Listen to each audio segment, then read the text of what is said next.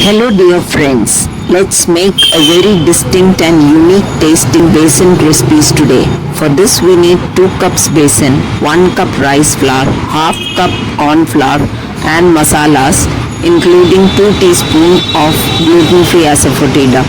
I am soaking this in water and will mix it when water is added to make the dough.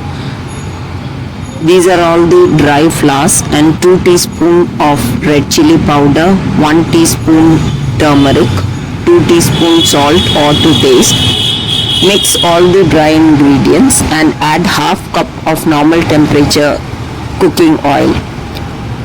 You have to mix this very thoroughly, and once you find that it is coming together and taking shape of a ball,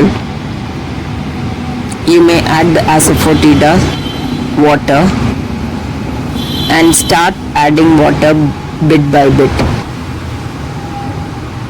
Before adding water, you have to make sure that it is holding the shape when taken together tightly in your palms.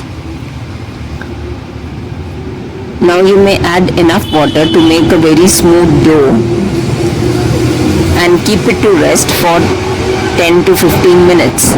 Because this has rice flour in it, it will take up all the water and become more drier than what it is. Take a chakli and oil the insides very well. Oil your palms, and from the dough take a small portion and put it inside the chakli. For frying, the oil should be medium hot, low to medium, and you just put a piece of it to check whether it is ready. If it comes up and starts bubbling immediately, that means it is ready to start the frying process. So I am pressing out in any shape because this has to be broken down into smaller pieces, this chakli. So on both sides, cook them very well. This is an important factor. Both the sides should be cooked very well. It will take around 1 to 2 minutes on each side. And once the bubbles reduce, you may take it out on a tissue paper, and this would not take up any oil, any excess oil. In fact, when you take it out on the kitchen towel, it will be almost dry.